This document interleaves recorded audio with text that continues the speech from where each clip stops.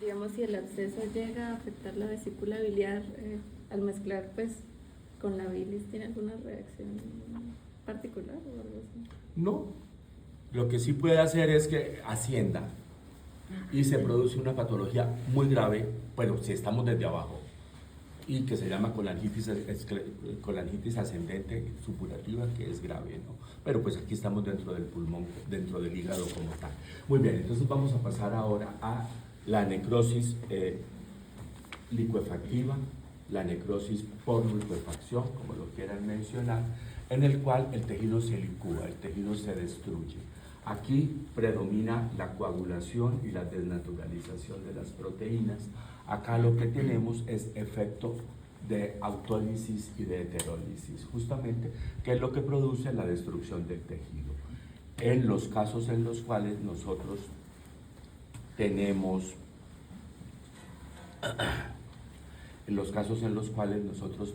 abscesos, pues justamente ese es tal vez el mejor ejemplo de lo que es una necrosis licuefactiva.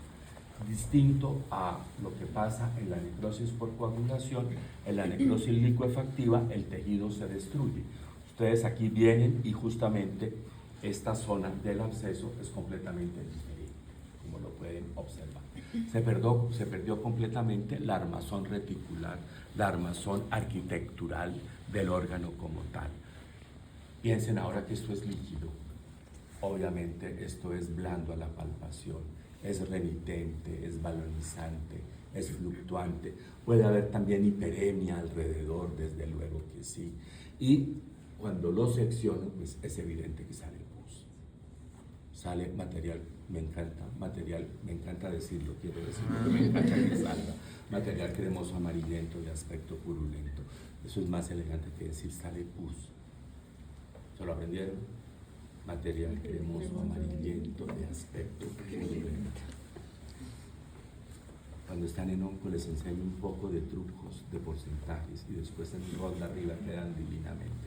Les digo, sí, porque es que a veces de desocupado he encontrado coincidencias de porcentajes, entonces es interesante cómo se los enseño para que se los aprendan y queden allá divinamente y bueno. Entonces ya aprendieron a decirlo como material cremoso amarillento de aspecto purulento, y estos abscesos los están viendo aquí. Miren este absceso de gran tamaño que tenemos aquí.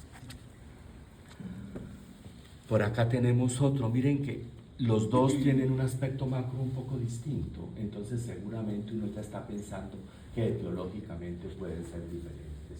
Ya lo vamos a ver y vamos a trabajar primero los abscesos hepáticos. No estamos viendo tantos abscesos hepáticos hoy día como se veían en mi época de estudiante o de residente. O sea, en eso hemos mejorado, desde luego que sí. Y cuando estamos en abscesos hepáticos, la etiología justamente, Kevin, ¿te acuerdas cuál es la etiología para el absceso hepático? Hay dos opciones. ¿Pueden ser qué? Pueden ser amebas, es la segunda, antes era la primera. ¿Y la bacteriana? Muy bien. Y seguramente muchas son bacterias de las que hay en el tracto gastrointestinal. Seguramente todavía Escherichia coli probablemente podría ser la primera como tal, pero tenemos siempre el absceso hepático amebiano. ¿Por qué vías podrían llegar las bacterias al hígado? Por distintas vías. Podrían venir por arteria hepática, podrían venir por la vena porta, podrían venir por linfáticos, podrían venir por la vía biliar, como allí me lo estaban planteando. Son muchas opciones, podrían venir por extensión directa. Entonces, justamente cuando estamos pensando en amebas, pues estamos pensando que seguramente vienen por vía de la vena porta, es lo más probable, seguramente sí. Y ¿qué más podríamos decir entonces? Que pues lo característico, lo clásico, lo que a mí me enseñaron y yo les transmito a ustedes, el absceso hepático amebiano generalmente es único y es grande. Y no aparece pus como tal en la cavidad, aparece más un material pastoso, un material un poco más cafecito. ¿Piden pizza con anchoas? Es feo, yo sé. Pero los libros dicen de patología clásica que ese material que hay acá, allá no se le cae. Es que cuando estén en ronda, si quieren que su profe les pegue una vaciada, hagan esto en la cara del paciente o ténganse de algo. O sea, eso aprende uno a que no puede tener insuficiencia venosa en las piernas. De ninguna manera. Ok, bien. Entonces, yo sí me tengo que sentar. Bien, entonces, íbamos en el material que hay en la luz de la cavidad del absceso hepático ameliano. Es un material pastoso cafecito que está descrito que se parece justamente a la pasta de anchoas. Pues no sé cómo se verá una pasta de anchoas, bueno, pero así dicen que se ve. Material pastoso café, distinto seguramente a este material que es más purulento, que es el que esperamos que haya en la etiología bacteriana como tal. El absceso asociado a la etiología bacteriana generalmente es múltiple. Son muchas siembras que seguramente vienen por vía sanguínea en el curso de una septicemia y pues generalmente son pequeños. El último que vimos en una autopsia que yo me acuerdo era así de grande, estaba lleno de pus y era bacteriano. O sea que esto para contarles que no siempre las cosas son de acuerdo a como las han planteado originalmente. Y no es improbable que un absceso amebiano se sobreinfecte y tenemos un absceso mixto. Entonces esa posibilidad también existe. Muy bien, abscesos hepáticos, ejemplos de necrosis licuefactiva. ¿Reversible o irreversible?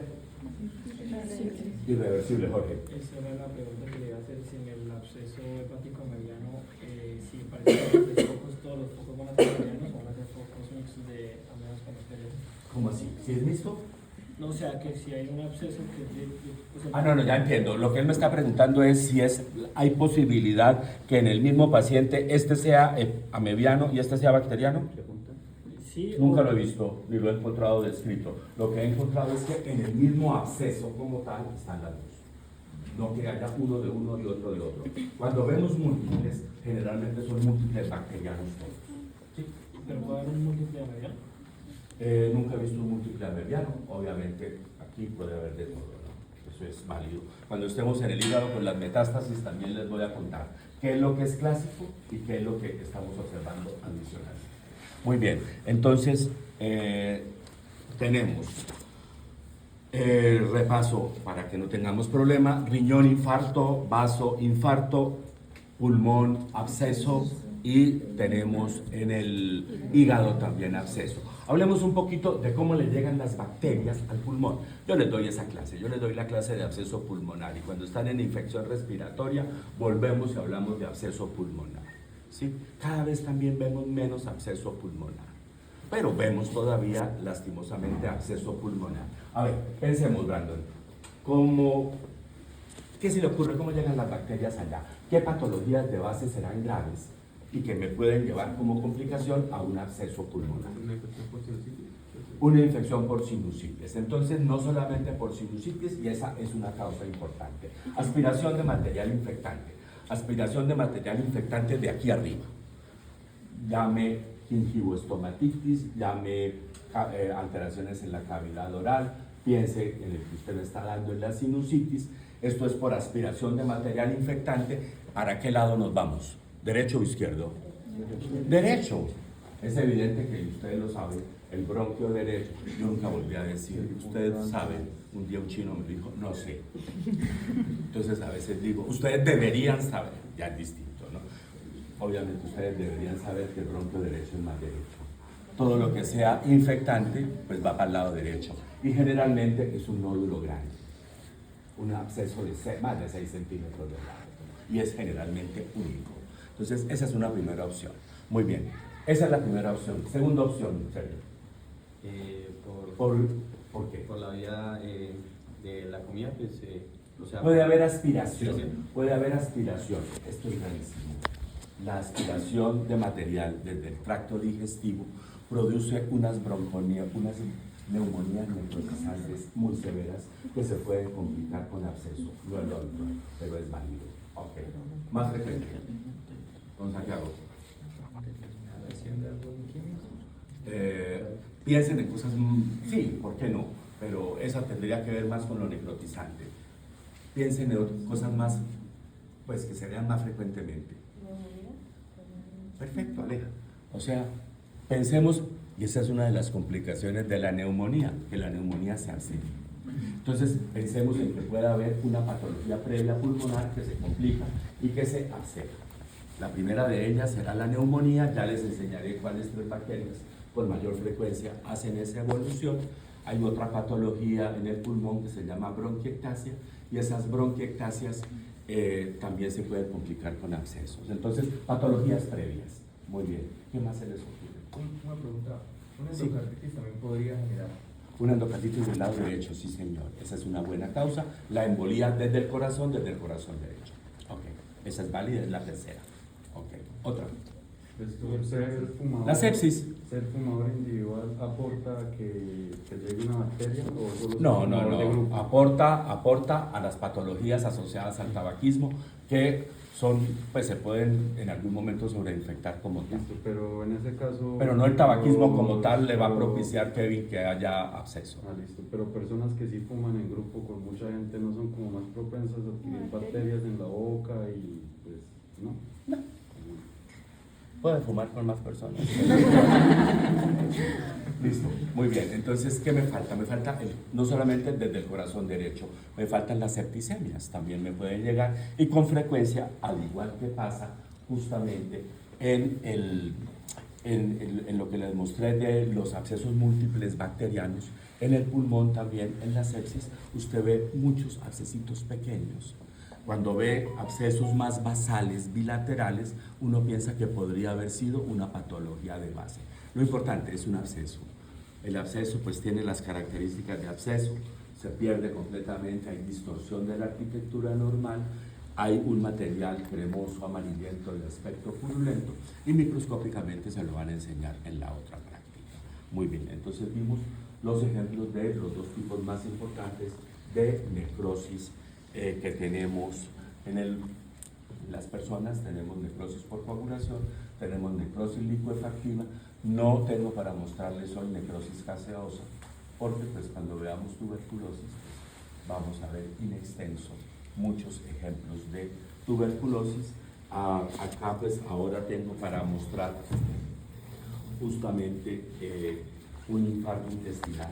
Esto es otro ejemplo de necrosis por coagulación. Esto es una necrosis por coagulación hemorrágica. Siempre esperamos que los infartos de intestino sean hemorrágicos. Muy bien, hay un trabajo muy bonito que tomó 100 autopsias de pacientes con infarto intestinal y encontraron que ustedes piensan que son arteriales o venosos. Arteriales, 60 arteriales, 40 venosos. Aquí la posibilidad de tener un infarto venoso es alta. La posibilidad de lesiones asociadas son muchas. Entonces no me voy a detener mucho en las causas porque pues tenemos una diapositiva completa de todas las causas de infarto intestinal. Pero saber que el 60% en esta casuística, que me parece muy seria, porque además es con pacientes de autopsia. Además me encanta que fueron 100 y pues da cerradito el número, y aquí no les estoy inventando. 60 fueron arteriales, 40 fueron venosos. De los arteriales, la mitad fueron embólicos, pero la mitad fueron trombóticos por arteriosclerosis severas. Se necesita, ustedes saben que en el abdomen hay una circulación colateral muy importante, entonces se necesita realmente que haya patologías de base y se necesita adicionalmente que un trombo importante sea el que está comprometido como tal. Esto es bien importante. Ya les dije lo otro, bueno, entonces pueden ser las mismas lesiones embólicas que vimos para las lesiones renales que vienen desde el corazón, pero aquí cobra importancia la arteriosclerosis severa como lesiones in situ, desde luego, y las lesiones, ellos encontraron, pues no sé si es un hallazgo porque no lo veía, no lo veo siempre descrito, ellos encontraron que muchos de los pacientes que tenían infarto venoso tenían antecedente de la parotomía por distintas causas. Entonces, esto es una patología que es más frecuente en personas de edad avanzada. Los arteriales son de edad todavía más avanzada que los venosos y son más frecuentes en hombres que en mujeres. A ustedes les encanta aprenderse en esas cosas. Bueno, yo les doy gusto. Muy bien, son más frecuentes en hombres que en mujeres. Y les decía yo, más o menos a las 8 horas empiezan a ser evidentes los cambios y habíamos quedado que cuando es arterial está perfectamente delimitado con relación a el tejido adyacente. Cuando es venoso se pierde más, se va de una manera esfumada en el tejido adyacente como tal. Muy bien, ¿qué otra cosa podemos decir? Que más o menos hacia las 24 horas ya empezamos a tener cambios en la mucosa como tal. Es una mucosa que originalmente está edematosa, que está congestiva, que está muy hemorrágica y tal vez hacia el segundo o tercer día se empieza a ulcerar, hasta que finalmente pues toda la pared se va a ir comprometida. En ese momento, tal vez desde las 24 horas, que empiezan a llegar gran cantidad de bacterias. Empiezan a llegar, ya si yo miro a las 24 horas sobre la superficie serosa, seguramente yo encuentro que ya hay evidencia de material cremoso. Estos son pacientes que de la mano de su cuadro de infarto intestinal deben tener un cuadro de peritonitis aguda. Una peritonitis aguda purulenta, una peritonitis aguda que seguramente es la responsable del fallecimiento de muchos de estos pacientes. Estas paredes se pueden perforar, estas paredes pues no solamente se pueden perforar, sino que esa complicación que les acabo de mencionar del choque séptico secundario a la peritonitis aguda seguramente es la causa de muerte en muchos de estos pacientes. Infarto intestinal, exactamente. Brandon, ¿qué se verá micro?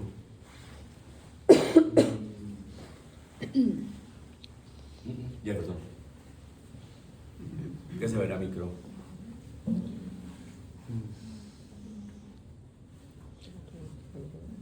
Pues de pronto citoplasma hipercromático. Bueno, empieza con la pared. ¿Cómo se verá la pared de un infarto hemorrágico? Bueno, alguien me va a decir se ve hemorrágica. Bueno, sí. 1, 2. Se conserva la armazón reticular inicialmente, pero es que acuérdense que rápidamente a las 24 horas empiezan a llegar bacterias. Entonces acá usted ve que se empieza también ya a destruir la pared como tal. Es más, hay algunos autores que pensaban originalmente que esto era un cuadro más licuefactivo. No, esto es un cuadro originalmente coagulativo, que rápidamente se hace licuefactivo, desde luego que sí, y termina predominando muchas veces el componente justamente del exudado. Hay una ulceración de la mucosa. Pero si la pared que no está comprometida por las bacterias, seguramente usted ve la pared intestinal como tal, con las características propias de la necrosis por coagulación. Tal vez en clase no lo dije porque me parece dramático, pero los libros dicen que en la necrosis por coagulación, seguramente ustedes lo leyeron en el libro, la célula se ve como una lápida sepulcral, acidofílica sin núcleo. No se les olvide, así se ve.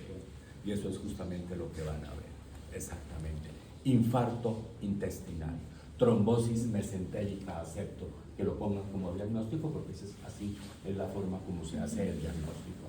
Muy bien, ya allí ya no tenemos problema con la esteatosis. Y lo último, aquí les dije que había esteatonecrosis, les conté que la esteatonecrosis la vemos en el curso de una pancreatitis hemorrágica, de una pancreatitis aguda, esta no está tan hemorrágica, y también quedamos que la esteatonecrosis la podemos ver en el curso justamente de una necrosis traumática de la grasa en la mama femenina. Muy bien, ¿se acuerdan que quedamos que esto se ve blanquecino, que se ve yesoso, que se ve como tiza, que se ve como mapa, que se ve geográfico? Todas estas descripciones he encontrado yo en los libros. Listo, los invito a que me busquen ahí con un dedito, muéstrenme dónde hay esteatonecrosis. Pueden coger, pueden voltear, pueden mirar, pueden decir esto es esteatonecrosis. Por detrás. Míralo así por detrás. Míralo por detrás. Sí. Las bolitas hemorrágicas, ¿no? Es las bolitas. Sí, sí. Sí, porque De esta manera le dije a Genaro que qué piecitas tan feas las que tenemos. Listo, ahí, perfecto, niñas. Ábranme aquí, esta es la mejor. Listo. A ver, acérquense acá, que aquí tenemos varios puntos. Con el dedito, ¿dónde hay esteatonecrosis? ¿Sí? Con el dedito, niños, donde hay esteatonecrosis. Aquí, aquí, estas están perfectos. Aquí ya vimos, las niñas vieron, tengo mi pagar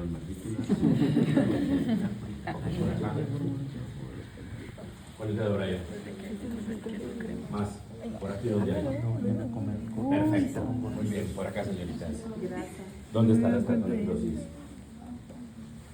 Perfecto, no tengo problema.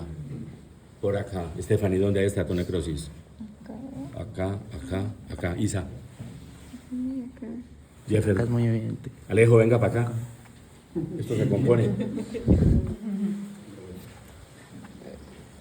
A ver. Muy bien, no hay problema. Listo. A veces les pregunto. O sea, acaban de decir esteatonecrosis. ¿Qué se observará histológicamente en cortes teñidos con hematocilina eosina? Ya, lo que les dije ya que se pasó ya, acuérdense. A veces les pregunto, ¿qué examen de laboratorio le pedirían a ese paciente? ¿Qué le van a pedir? Bueno. Ay, perdón. Esteatonecrosis. Ok, listo. Pásame la lista, por favor.